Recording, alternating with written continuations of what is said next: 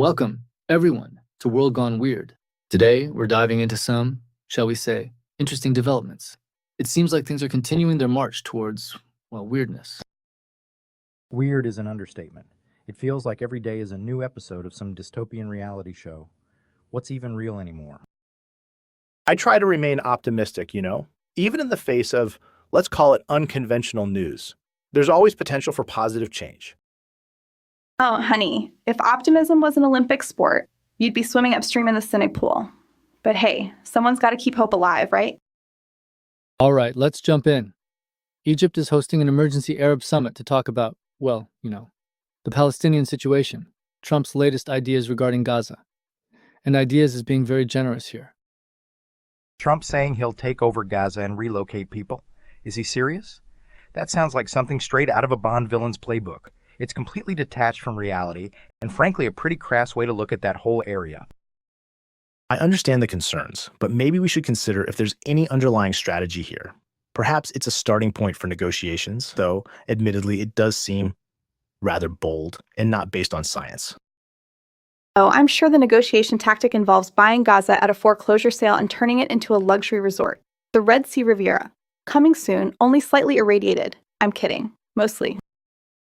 See, the problem I have with these kinds of pronouncements, and it's a scientific one, it lacks any sort of feasibility study.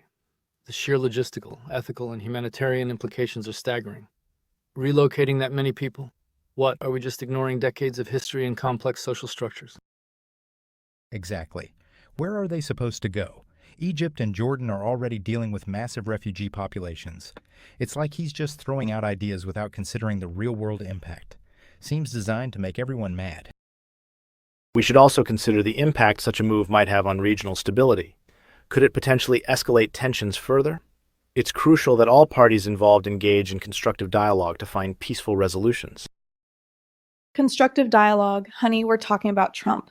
Dialogue to him is probably just tweeting in all caps, although maybe the Arab summit will actually accomplish something. A strongly worded statement, perhaps? Well, an Arab summit is something, right? A sign that the region is taking this seriously, even if the proposed solution is, let's just say, suboptimal. A coordinated response is better than nothing. A coordinated response built on a bad idea is still built on a bad idea. It's like trying to fix a leaky faucet with a sledgehammer. You might stop the leak, but you'll also destroy the sink. We can't just keep kicking the can down the road. Equitable and sustainable. You're adorable. This is global politics, not a community garden. But sure, let's all hold hands and sing Kumbaya while the world burns. Maybe we can convince the wildfires to be more equitable too. Speaking of, contrasting that depressing news, at least some Thai hostages were released and returned home after being held for over a year in Gaza. That's, well, it's a small ray of light in a very dark situation. Good for them, absolutely.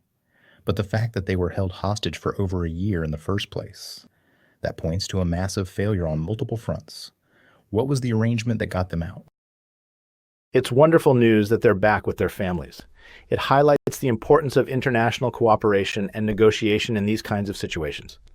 Even amidst conflict, diplomacy can work. Yeah, I'm sure the families are thrilled, but let's not forget the larger picture. These people were pawns in a larger game, and who knows what concessions were made to get them released. Did we inadvertently reward bad behavior? That's how these things usually work. It's a complex ethical calculation, isn't it? Do you negotiate with terrorists? Does paying ransom encourage further hostage-taking? There's no easy answer, and every situation is unique. At the end of the day, data indicates saving lives is the goal. And what about the remaining hostages? Are they being forgotten while we celebrate this small victory? There are still people suffering. It's the kind of solution that causes additional problems. The Thai government's continued efforts are commendable. Commendable, sure, but commendations don't feed families. I hope these guys get some serious therapy and job retraining. Being held hostage for a year probably doesn't look great on a resume, assuming they were able to keep their resume up to date. That is. Thinking scientifically, how do you quantify that need and provide that support effectively? Seems like the world operates on a reward for the hostage takers. Sometimes restorative justice, focusing on healing and reconciliation, can be more effective than punitive measures. Restorative justice? I thought we were talking about geopolitics, not a yoga retreat. But hey, maybe we can all just meditate our way to world peace. I'm sure Hamas would be totally on board with that. Okay, shifting gears slightly, but staying in the same general area, Israeli forces are withdrawing from a key Gaza corridor. Apparently, this is part of the ceasefire deal with Hamas. I'm cynical about this. I don't buy this at all. It would be great to see the science behind this action and where their predictive analysis lays and how it will result in world peace, as Otto says. Oh, I'm sure it's a sign of de-escalation right up until the moment it isn't. It's like saying a volcano is dormant because it hasn't erupted in 5 minutes. Pass the marshmallows. I want to be ready when it blows. Data and analytical assessment are required to predict with good enough accuracy and account for error. I'm going to say we are just putting paper over the cracks. Science is going to have to prevail. Common ground? In the Middle East?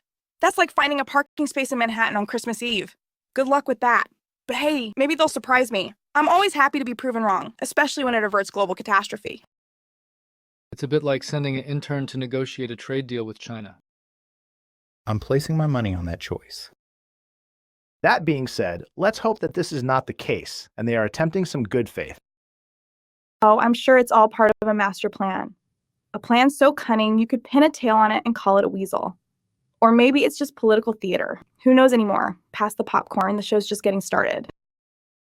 The article also mentions Trump's continued actions and that his revenge tour isn't slowing down, apparently. Revoking security clearances, gutting boards, dismissing archivists. It's quite the laundry list. There isn't even much policy or change going on, just pure emotion. Hopefully that's the underlying goal. We'll have to see how the science plays out. We'll see how the science plays out. That's what I love to hear. Keep it scientific, Jesus. There are existing frameworks designed to make sure those systems are insulated, so it is interesting to see that it's potentially being subverted. Isn't the DOJ designed to avoid this sort of thing? Without accountability, systems fail. Oh, the courts will get right on that, eventually, after about 10 years of legal wrangling and appeals. By which point, we'll all be living in underground bunkers powered by hamsters on tiny treadmills.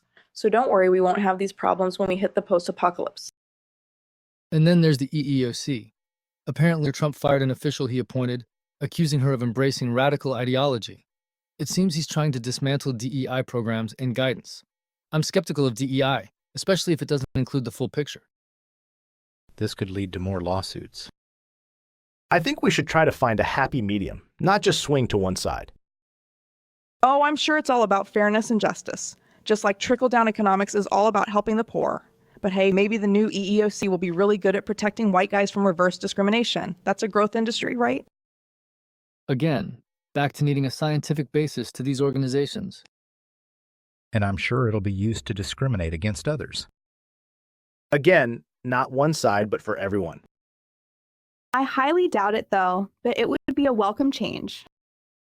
Systems which take time to build and evolve are starting to seem destroyed. And all done for personal revenge. We need to push back against this trend. We need to demand accountability from our leaders and work to build a more just and equitable society. If we push, we can get the wheel to start rolling. I have no solutions. We need to come up with a new way to collect data to improve decision-making. And stop the personal vendettas. We're going to need help with our predictive abilities in science. We can laugh while the world burns. Good luck to us all. Or maybe to revolt. Spread the love, not hate. I'm kidding. Endless?